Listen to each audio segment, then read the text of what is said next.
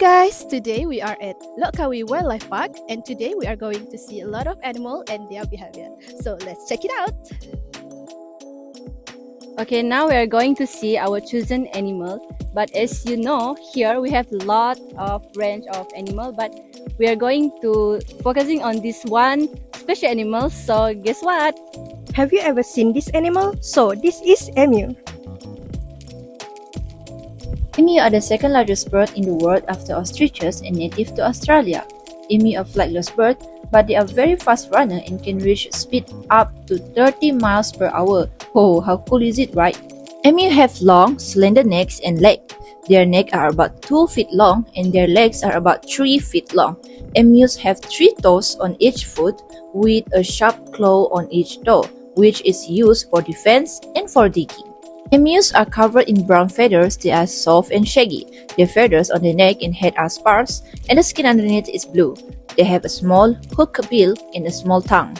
Emu's diet. Emus are omnivores. In the wild, emu eats a variety of plants and animals depending on the season and availability. In spring and summer, their diet consists mainly of flowers and seeds. In autumn and winter, they eat more grasses and leaves. They will also eat insects, small animals, and carrion if they are available. Moreover, emus in captivity are typically fed a diet of commercial emu pellets, hay, and vegetables. They may also be given fruits, insects, and small animals as treats. It is important to provide emus with a variety of food to ensure that they are getting all the nutrients they need. Emus distribution. Emus live only in Australia where they are widespread.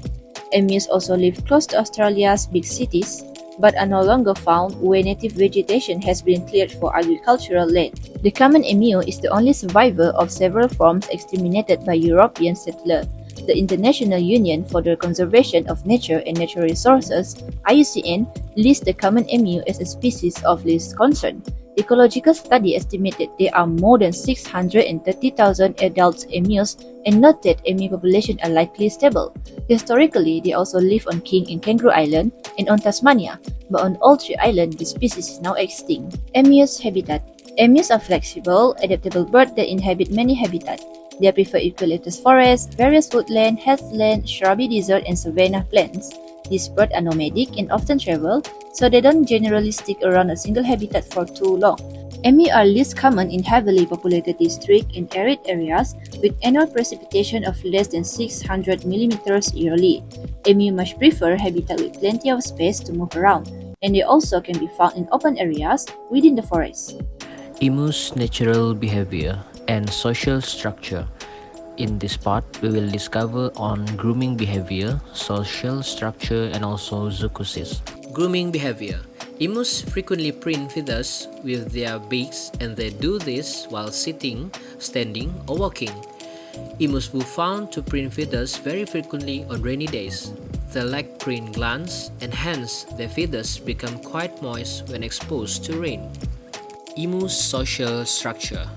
Emus are largely solitary, and while they can form enormous flocks, this is an atypical social behavior that arises from the common need to move towards food sources.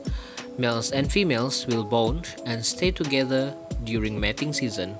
Zoochosis. Zoochosis is a form of psychosis that develops in animals held captive in zoos. Most often, it manifests in what are called stereotypic behaviors or stereotypes, which are often monotonous, obsessive, repetitive actions that serve no purpose. Stereotypes clearly show us animals are stressed and frustrated over not being able to engage in instinctive behaviors. The most common stereotypes in emus are including pacing and overgrooming. As you guys can see from the video, zoochosis also happen among emus. They portray spacing behavior, which is doing repetitive H-shape in one particular area. Besides, they also experience overgrooming, which emus feather seems to be thin and unhealthy. When a wild animal is brought into captivity for the first time, symptoms of chronic stress can occur even though the physical needs of the animals are attended to. So the question is, how do we overcome this, or the people responsible just stay and do nothing?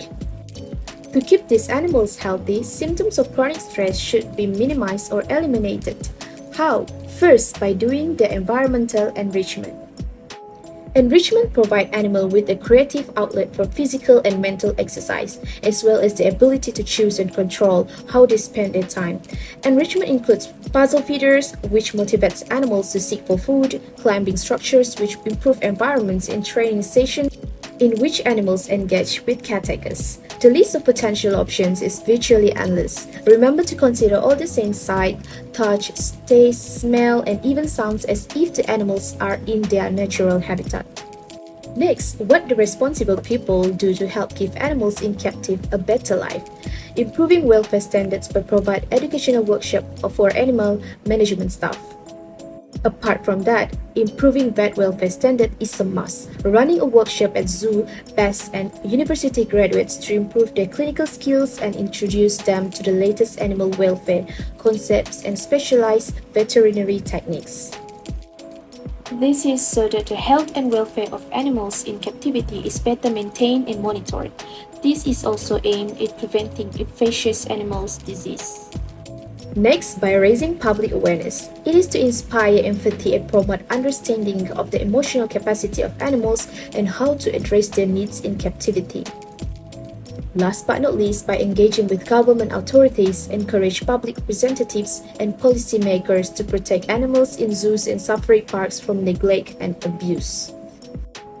Lastly, by our self-part, how can we help? By donating, being volunteer, attend a community event, and always going to zoo to observe the animals, so that we can see are there any abuse towards the animals and any neglect happen in their captivity.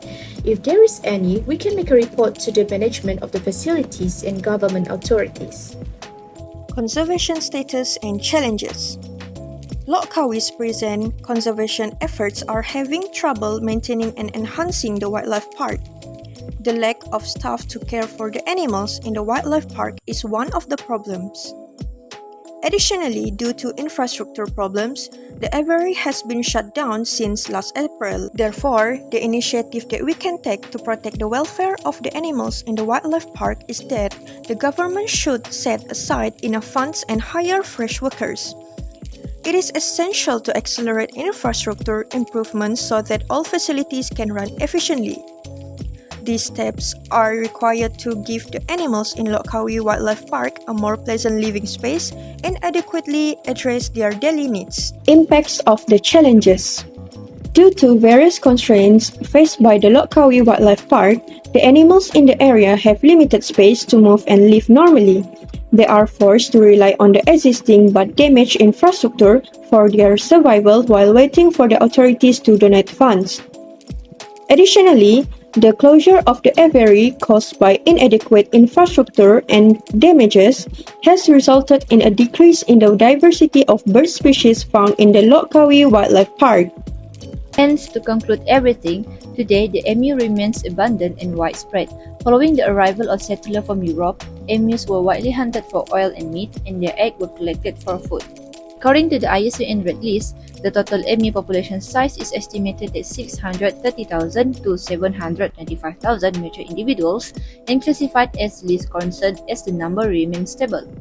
But even so, the emu population is declining. In the early 1900s, there were an estimated 10 million emus in Australia. Sadly, today there are only an estimated 700,000 emus.